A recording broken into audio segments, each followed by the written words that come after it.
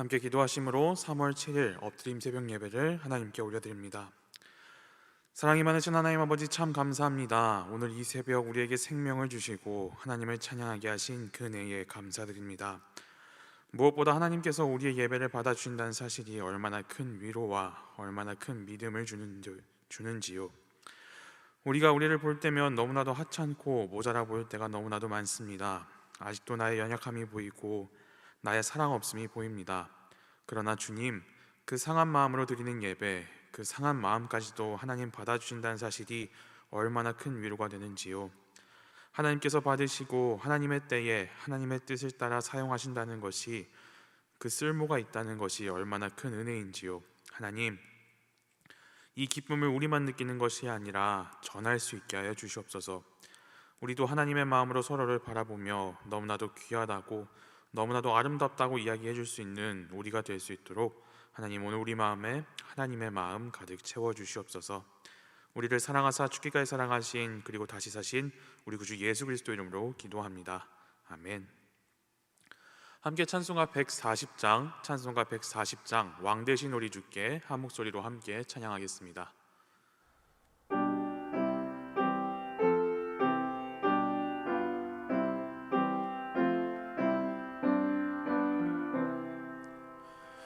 왕 되신 우리 주께 다 영광 돌리세. 그 옛날 많은 무리 호산나 불렀네.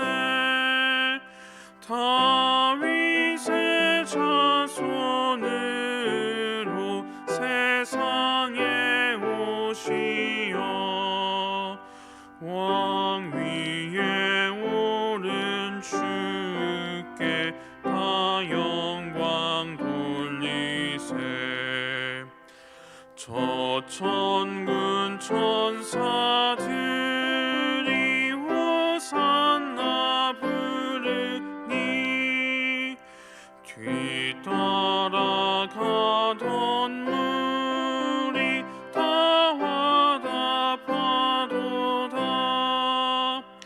저 유대 백성같이 종려가지 들고 오시는 주를 맞아 호산나 부르세. 주 고난 받기 전에 수많은 무리가 영광의 찬송 불러 주 찬양하였네. 이같이 우리들도 주 환영하오니 그 넓은 사랑 안에 다 받아주소서.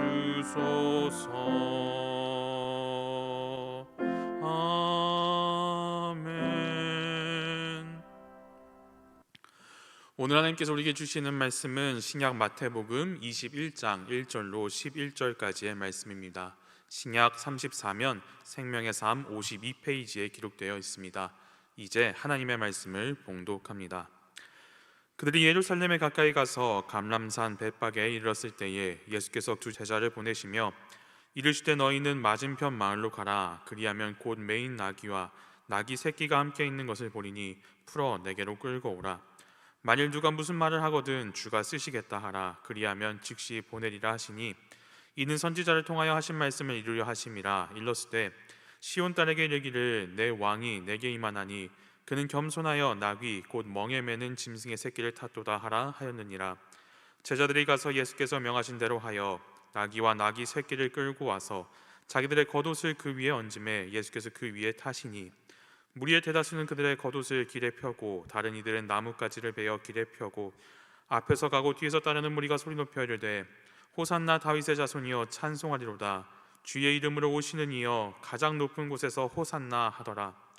예수께서 예루살렘에 들어가시니 온 송이 서성하여 이르되 이는 누구냐 하거늘 무리가 이르되 갈릴리 나사렛에서 나온 선지자 예수라 하니라. 이 말씀은 살아계신 하나님의 말씀입니다. 아멘. 오늘도 이 하루의 첫 시간을 하나님께 엎드림 새벽 예배로 나오신 우리 안산제일의 모든 성도님들에게 매일매일 하나님께서 주시는 새로운 사랑과 은혜가 가득하시기를 축복합니다. 어제 우리가 말씀을 읽었던 그 배경이 된 장소는 성을 떠나 예루살렘으로 가는 그 시작이었습니다. 여리고에서 예루살렘으로 가는 그 길이었습니다. 예수님은 그곳에서 맹인 두 사람의 간절한 외침을 외면하지 않으시고 그들을 부르셨습니다. 그리고 그들의 눈에 손을 대어 그들을 보게 하셨습니다. 눈을 뜨게 하셨습니다. 눈을 뜨게 된 그 두 사람은 그 즉시로 그 자리에서 예수님을 따르게 되었습니다. 그리고 오늘 우리가 읽은 말씀은 그 배경을 이제 예루살렘 동쪽 가까이에 있는 작은 마을 벳바게로 옮겨갑니다. 이 벳바게는 예루살렘과 경계를 이루고 있는 예루살렘 동쪽에 있는 작은 마을입니다. 봄의 따스한 햇살 아래 흙먼지가 날리는 길가에서 예수님은 두 제자를 부르셨습니다. 맞은편 마을로 가거라. 그곳에 어미 나귀와 아직 아무도 타보지 않은 나귀 새끼가 매여 있을 것이다. 그것을 풀어 내게로 끌고 오너라. 그리고 만약 누가 묻거든 주님께서 쓰시겠다라고 대답하라는 그 당부와 함께 예수님은 제자들을 보내셨습니다. 제자들이 마을로 가보니 정말 그곳에는 나귀 두 마리가 매여져 있었습니다. 그리고 제자들은 그 나귀를 풀어 예수님께로 데리고 왔습니다. 그리고 제자들은 자신들의 겉옷을 벗어서 푹신하게 나귀 새끼의 등에 얹었습니다. 그리고 예수님은 그 나귀 위에 오르셨습니다. 그 예수님의 모습을 생각해 봅니다. 아직 사람을 한 번도 태우지 않은 나귀 새끼와 또 멋들어진 안장도 아니고 먼 길을 걷느라 해지고 땀이 배었을 초라한 겉옷으로 만들어진 안장, 그 안장에 오르신 예수님의 모습을 생각해 봅니다.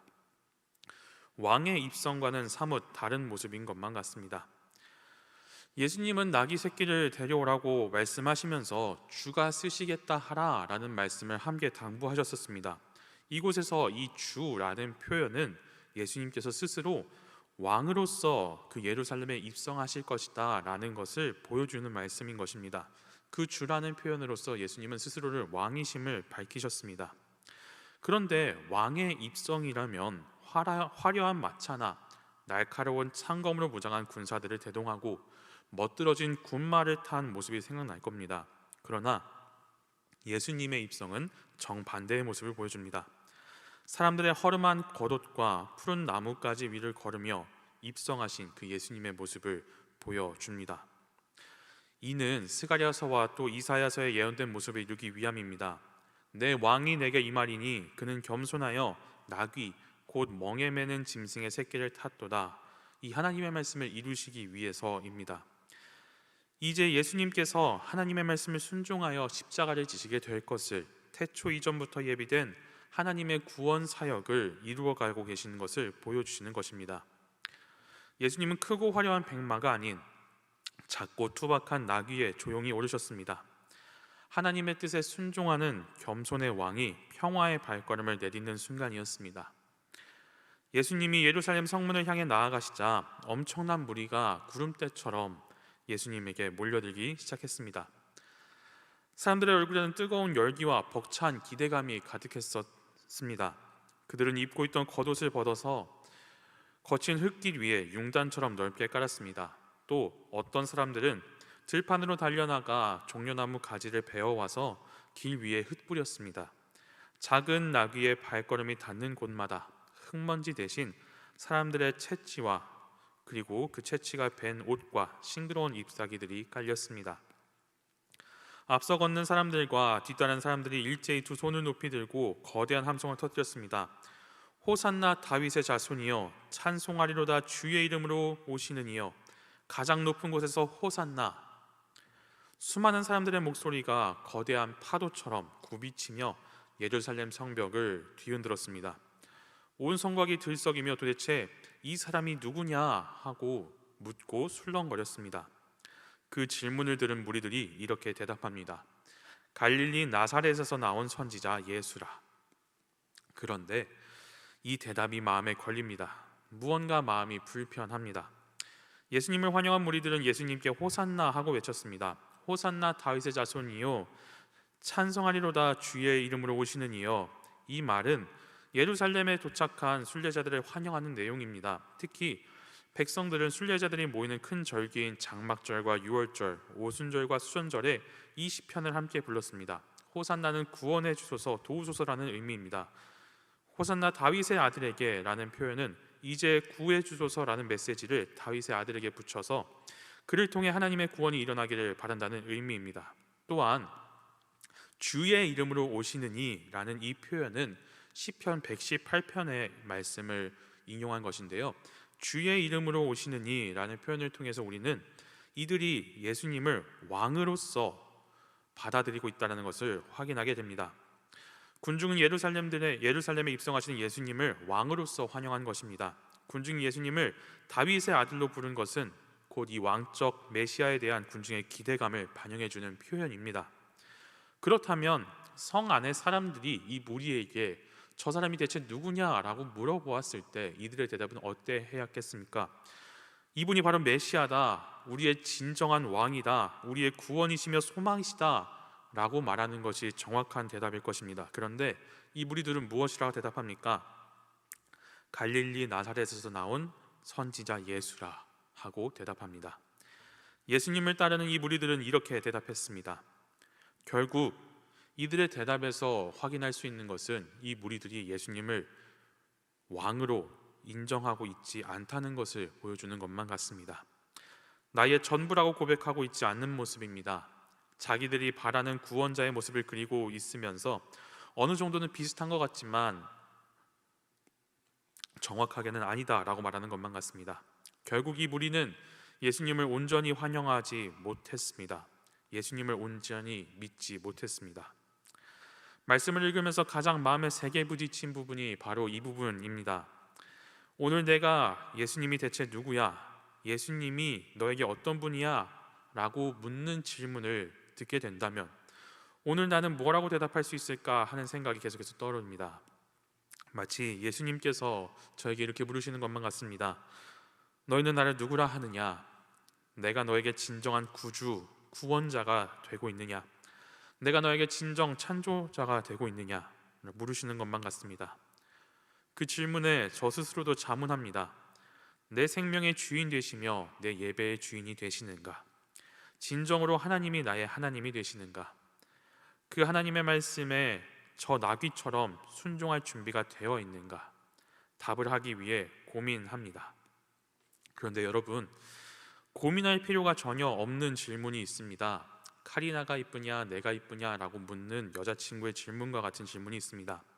그리고 오늘 이 질문이 그렇습니다.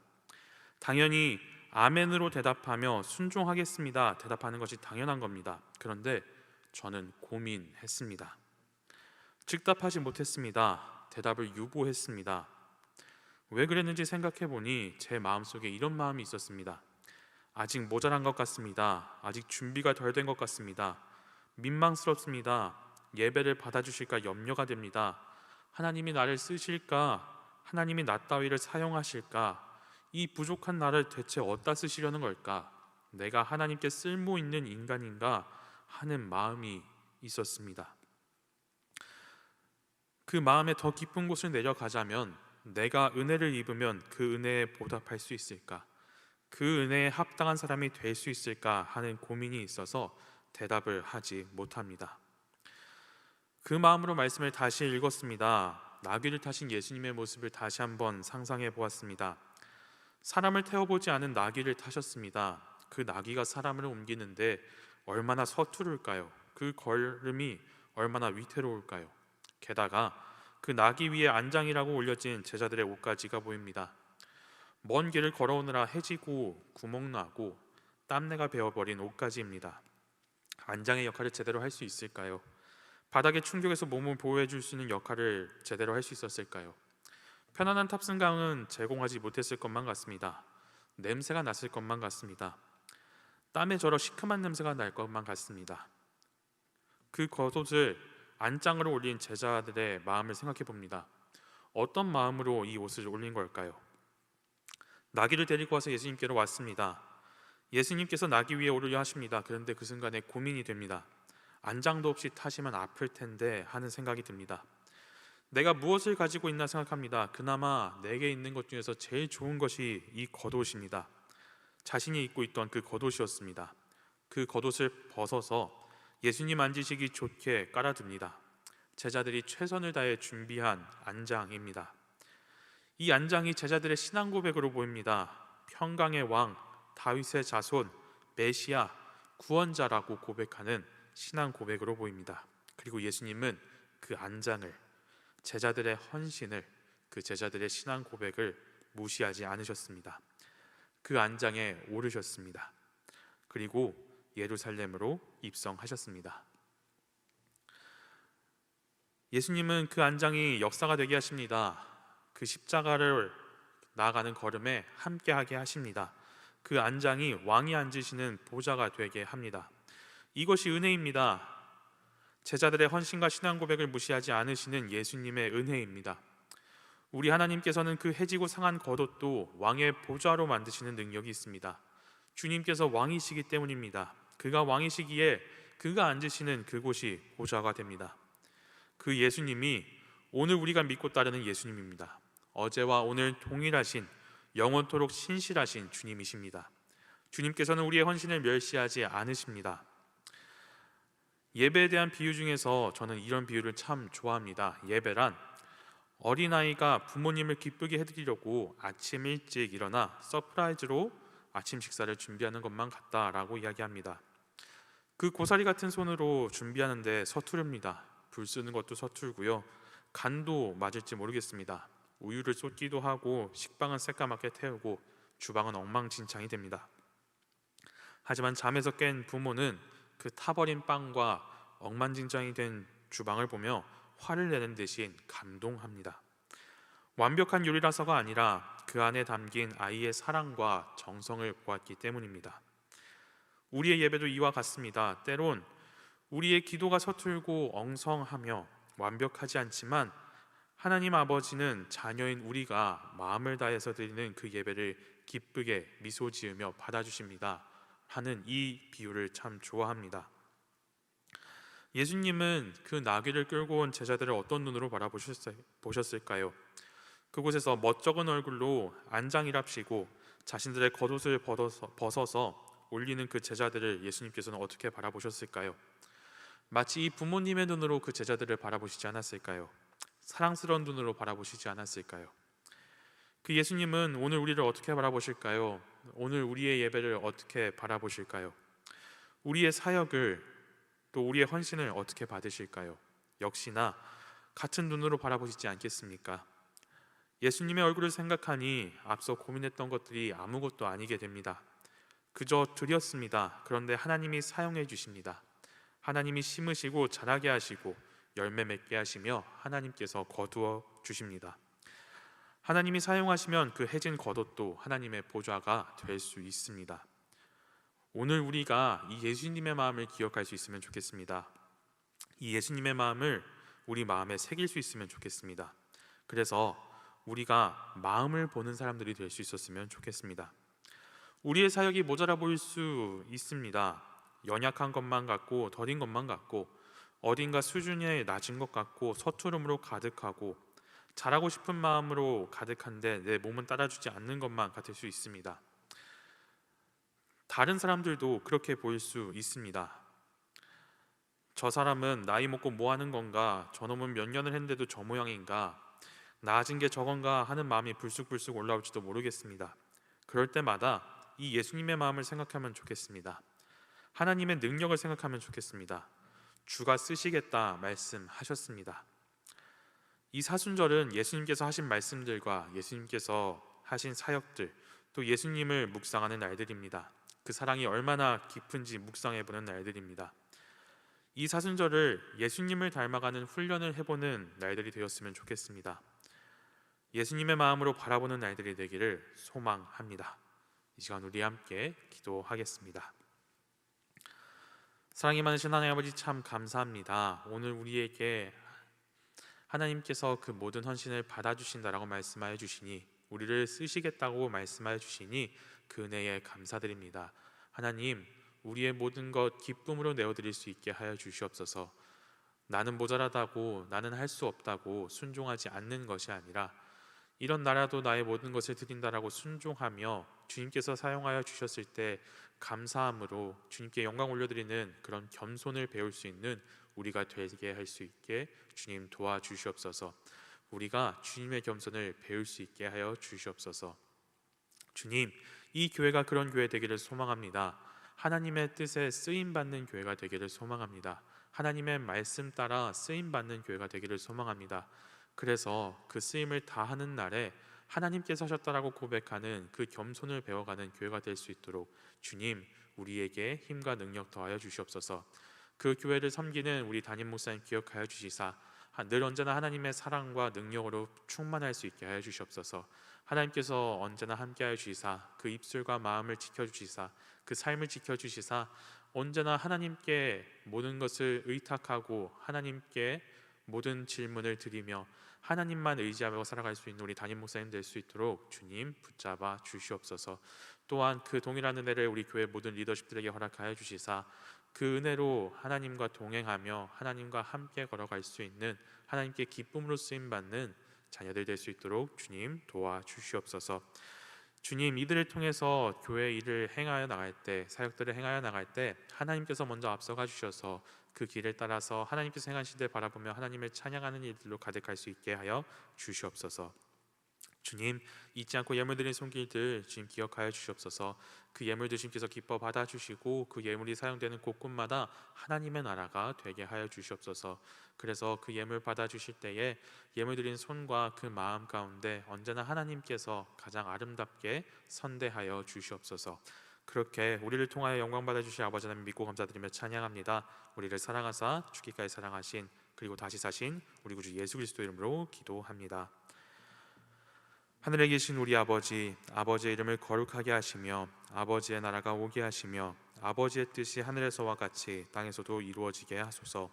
오늘 우리에게 일용할 양식을 주시고 우리가 우리에게 잘못한 사람을 용서하여 준 것 같이 우리 죄를 용서하여 주시고 우리를 시험에 빠지지 않게 하시고 악에서 구하소서. 나라와 권능과 영광이 영원히 아버지의 것입니다. 아멘. 이 시간 함께 기도하실 때 나라와 민족과 교회를 위해서 오늘 우리에게 주신 그 하나님의 말씀 붙잡고 함께 기도의 자리로 나가겠습니다.